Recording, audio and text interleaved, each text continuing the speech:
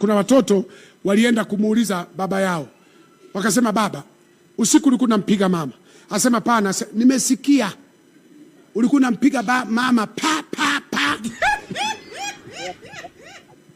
Kwa hiyo fungulieni redio, mnanisikia? Kila chumba cha mwanandoa muhakikishe kina redio. Fungulia muziki wa kwaya. Zambi ni mbaya, ilimuua nani? Watoto kule watasikia zambi ni mbaya, kumbe kuna mbaya nyingine hapa. Kwa sababu mama ukimshughulikia vizuri, kuna wamama ambao wanashangilia Gor Mahia inapocheza ina nini, peleka. Sasa watoto watajiuliza, mbona leo hatukujua kuna mechi? Mbona tunasikia mama huko anasema funga peleka, watoto wanaamshana, kuna shughuli huko. Tena wamama wengine mna mikerere kabisa, mikerere ya kifo, niue. Sasa watoto wanasema baba naua mama, tutakosa mama hapa. Sasa ili kuondoa hizo, unajua nikiongea hivi ni kama amuelewi. Unajua ukiwafundisha wanandoa wanakuwa kama ni watu ambao hayo mambo hayawahusu. Oh my God.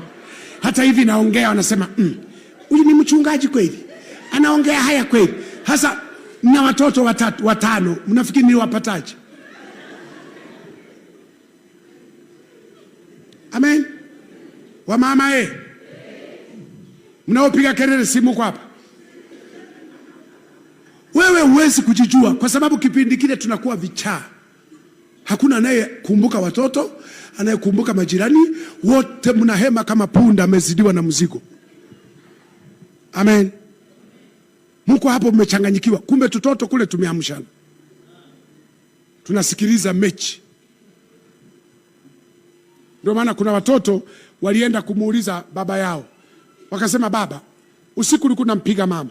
Asema, pana, nimesikia ulikuwa unampiga mama pa.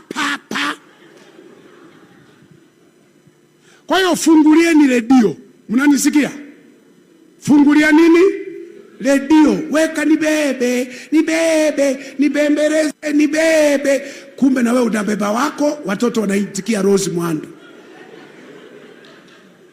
Unasema, pastor, unaongea haya kwa sababu gani? Tuna protect watoto wetu wasiingie kwenye hayo mambo kabla ya wakati. Kuna watoto mmewafundisha hayo mambo bila nyie kujua. Katoto kadogo kana miaka 13 kanatafuta wanaume. Mnasema kamepataje mawazo? Kalimsikia mama yake anasema tamu. Sasa kumbe tamu. Kuja na mimi nikaonje tamu.